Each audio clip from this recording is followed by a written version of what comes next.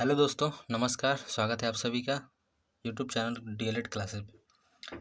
दोस्तों आज हम लोग डीएलएड सेकंड सेमेस्टर का जो अलजेब्रा वाला पार्ट है उसको हम लोग करेंगे। अलजेब्रा जितने टाइप का क्वेश्चन बनते हैं अलजेब्रा से उसको हम लोग सॉल्व करेंगे। सबसे पहला क्वेश्चन देखिए, सजातीय पदों को जोड़िए। ठीक है, तो देखिए अलजेब्रा से 2-3 रूल है वो समझ लीजिए कि जब भी हमको जोड़ना होगा तो पद जो होंगे समान पद होंगे। क्या होंगे? पहला तो याद रखिएगा, समान पद के साथ जुड़ते हैं। समान पद ही समान पद के साथ जुड़ते हैं। पहला हो गया। दूसरा, जब भी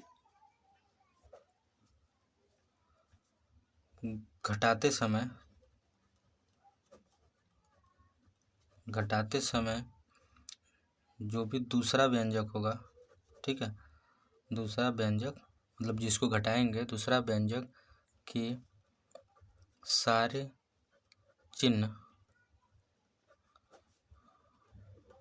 बदल जाते हैं। ठीक है, बदल जाते हैं। अभी क्वेश्चन जब आएगा तो उसमें समझाएंगे क्या है। उसके बाद चलिए क्वेश्चन आगे पढ़ते जाते हैं। पहला क्वेश्चन है ये है 5x + 7x को क्या करना है? जोड़ना है ना। तो x इसमें भी है, x इसमें भी है, दोनों में क्या है? ये समान है, यानी दोनों समान पद है। तो 7 और 5 हो गया 12 और x की जगह पे x। ठीक है, ये हो गया। ठीक है, अब एक चीज़ और, जब x और प्लस x जुड़ेगा तो 2x होगा, लेकिन जब x गुणे x होगा तो x² बनेगा। ठीक है, यानी कि x जितनी बार भी जुड़ेगा वो उतनी संख्या में जुड़ेगा और जितनी बार ये मल्टीप्लाई होगा उतना पावर हो जाएगा। ठीक है, इसकी पावर लग जाएगी। तो अब दूसरा है, पहला हो गया। दूसरा इसमें पूछा है 6xy फिर प्लस 7xy प्लस xy को प्लस करना है, जोड़ना है। देखिए इसमें भी xy है, इसमें भी xy है और इसमें भी xy है। तो दोनों में जब xy है तो यानी समान पद हैं सब। तो 7 और 6 और 13 और इसमें एक छुपा होता है यानी एक उसमें, तो हो गया 14, यानी कि हो गया ये पूरा 14xy, यानी कि 14xy हो गया इसका आंसर। आया समझ में? चलिए अब अगले क्वेश्चन पे चलते हैं। क्वेश्चन है व्यंजक 5x² + 3x - 10 में से व्यंजक 3x² - 2x + 8 को घटाइए। ठीक है, तो जब ये घटाएंगे तो इतना याद रखिए कि हमने दूसरा नियम बताया था कि घटाते समय दूसरे व्यंजक के सारे चिन्ह क्या होते हैं? बदल जाते हैं।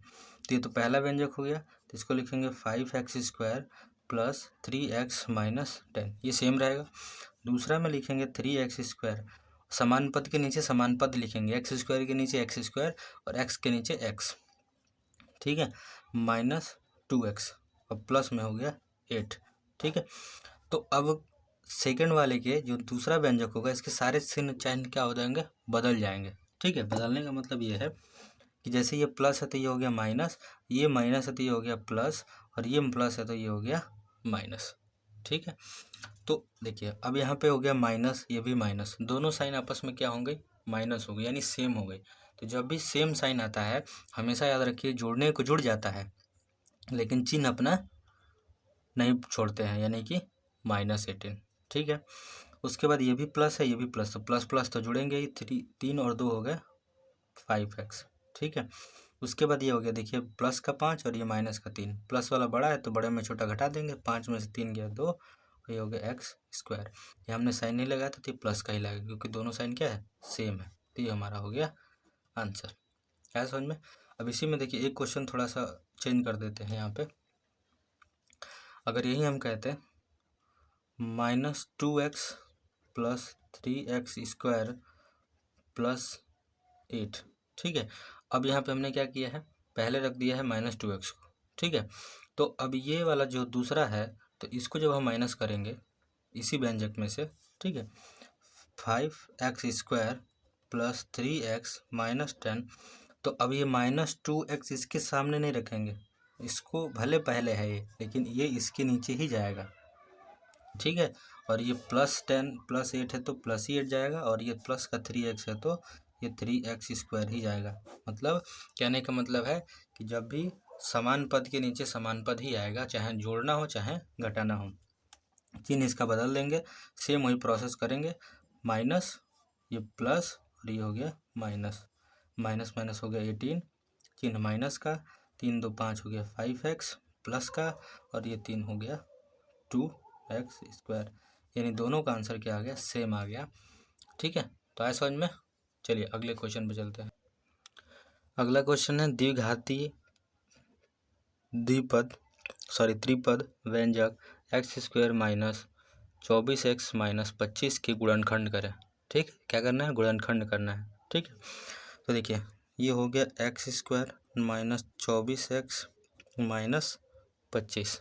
ठीक, तो जब भी इसका हम गुणनखंड करते हैं तो एक चीज़ ध्यान देना है, जो पद यहाँ पे है, ठीक है 25, यानी उसका सामने वाले से क्या कराएंगे, मल्टीप्लाई कराएंगे। ठीक है, तो यानी कि 25 ही होगा, कितना होगा 25। ठीक, और जो बीच वाला जो पद होता है, हम ये बीच वाला जो पद होता है इसको ऐसा तोड़ते हैं, है ना, ऐसा तोड़ेंगे दो भागों में, है ना, कि जिसका मल्टीप्लाई कराएं तो इतना आता हो, कितना आता हो 25। ठीक है, और 25x² है ना, क्योंकि इन दोनों का पहले मल्टीप्लाई कराएंगे 25 का और x² का, तो क्या होगा 25x² होगा ना, 25x²। तो 24 को हम ऐसे दो भागों में तोड़ेंगे कि 25x² तो आए, लेकिन जब इन दोनों को घटाएं तो -24x आना चाहिए। ठीक है, तो हम क्या मान लेते हैं, एक को मान लेते हैं 25x और एक को मान लेते हैं x। ठीक है, लेकिन क्या लाना है, माइनस में लाना है, तो बड़ा वाला माइनस होगा और ये वाला क्या हो जाएगा, प्लस हो जाएगा। ठीक है, तभी हम इन दोनों का अगर गुणा कराएं, ठीक है 25x और इंटू x कराएं तो क्या होगा 25x² हो जाएगा। जब भी 25x² माइनस प्लस x करें तो बड़े में छोटा घट जाएगा 24 और चिन्ह बड़े वाले का लग जाएगा, तो 24x।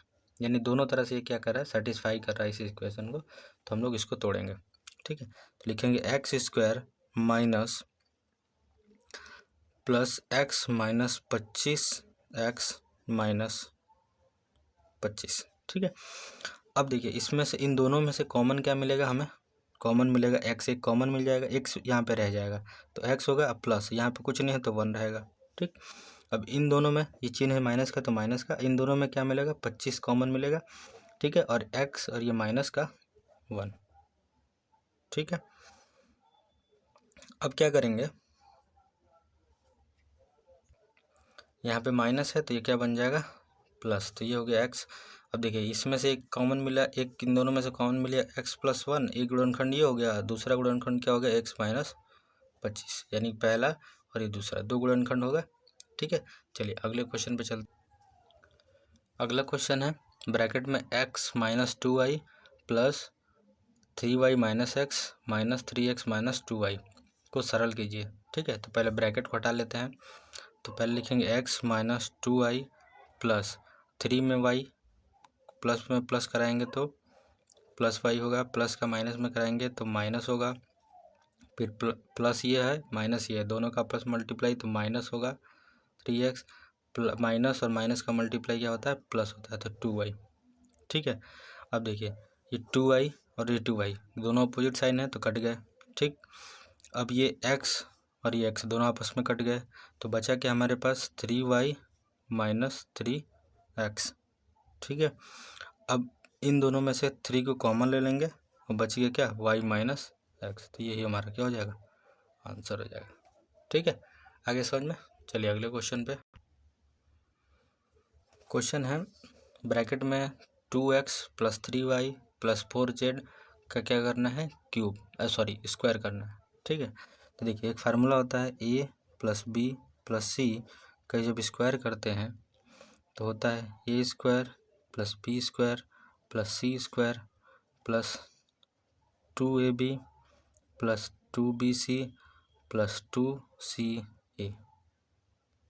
ठीक है, इसी फार्मूला पे करेंगे, तो a मान लेते हैं, इसको मान लेते हैं b, इसको मान लेते हैं c।